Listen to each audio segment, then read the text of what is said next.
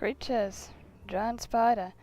Giant spiders tend to appear in old ruins and other places where the veil has become thin because of magical disturbances or a great number of deaths. In such places, spirits and demons pass into the world of the living and attempt to take control over living beings, spiders among them. Not all scholars accept this explanation for the presence of these beasts, however. Some claim that the thinning veil allows magic to leak from the Fae, tainting such creatures as these spiders transform into larger and more potent creatures than they ever would become naturally. While such spiders are known to possess powerful poisons and the ability to fling their webs at opponents in combat, studies of them have been few and the full range of their abilities are unknown.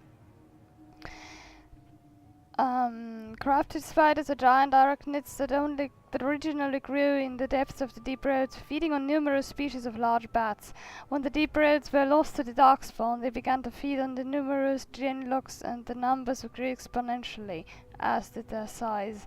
The darkspawn taint has become a permanent part of the system, passed on to their progeny. This has had the effect of increasing their size abnormally, as well as their aggressiveness. Some crafted spiders have made their lairs in surface forests, but most remain underground, close to their blight-tainted meals. Culture and history.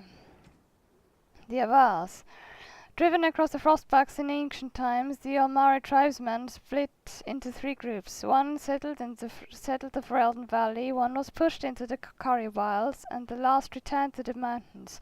Modern Fereldans bear little resemblance to their Almari ancestors, and the Chasing remember few of their traditions, but the Avars have changed little throughout the ages. Like the Chasing, the Avars are not a united people. Each tribe fends for itself and is beholden only to its thane. They still follow their own gods. Quoth the Mountain Father, Hakon Winter's Breath, the Lady of the Skies, as well as dozens of animal gods never named to outsiders. Nothing lasts in the mountains. Wind and rain eventually eat away the strongest holds. Valleys that were arable one generation are locked in year-round ice the next. Game is constantly on the move. Even among themselves, the Avar make no absolute promises. They wed by a tradition in which the groom struggles to untie a tightly knot rope while the bride sings a hymn to one of the gods. However many knots he has undone by the time a song ends is the number of years she will spend with him. Lowlanders often forget that there is no such thing as a permanent alliance in the Frostbacks. From Ferelden, Folklore and History by Sister Petrine, Chantry Scholar. Books and Songs. Death of a Templar. The dry, dusty earth swallows up salty drops that splatter its surface. A tiny insect pauses, sensing the vibration, scurries off, leaving behind its invisible enemy. As the drops fall, the dark circles merge together, expressing a mirror to their creator. The primal emotions of bloodlust and sorrow blend into a lethal cocktail that breaks the strongest of men. The jurisdiction of strength must be left to the spirit, not armor nor chest. Only the wisest turn to his inner sanctuary to partition the mind from an all-consuming madness. Seductive voices whispering promise of glory, weighting down the weaker path of the flesh, bring a death far worse than that of a hot lead or steel. These blank, hollow promises will echo the unfathomable eternally. Living comfortably amongst material possessions, it is easy to misunderstand the true meaning of uncontrollable hate.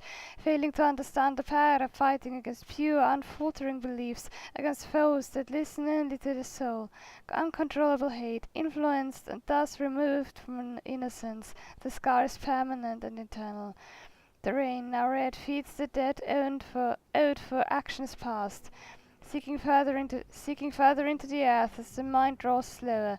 What was it that drew himself to this situation? The mind ebbs and parts to a lingering memory of true innocence. He entered war as a newborn enters the world, unknowing both the horrors and light of the Maker that will save him. The sound of metal sliding along leather comes from above him. From the second he was born to his soon-to-be dying breath, his mind was possessing and analyzing knowledge and experience. It is true that he thought he could be wise in his own eyes, but only the most humble recognizes that he knows very little.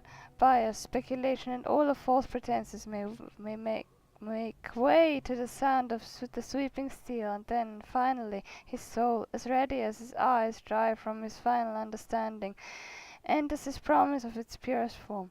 From Death of a Templar by Sir Andrew, Knight of Andraste and Templar Archivist, 9-4 Dragon. Death of a Templar, yeah, sure. Notes. Cailan's documents, page 3 of 3. This letter appears to have been crumpled and carefully smoothed out and folded again. Cailan, the visit to Ferelden will be postponed indefinitely due to the Darkspawn problem. You understand, of course? The Darkspawn have odd timing, don't they? Let us deal with them first. Once that is done, we can further discuss a permanent alliance between Orlais and Ferelden. A note written in an uncharacteristically familiar tone from Empress Celine I to King Cailan. Correspondence Interruptus. I need to look where I was.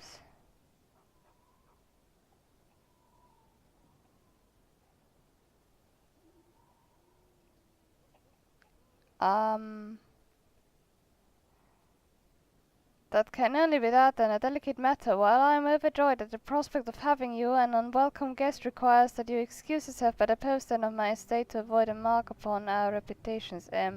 Although I do believe that it was...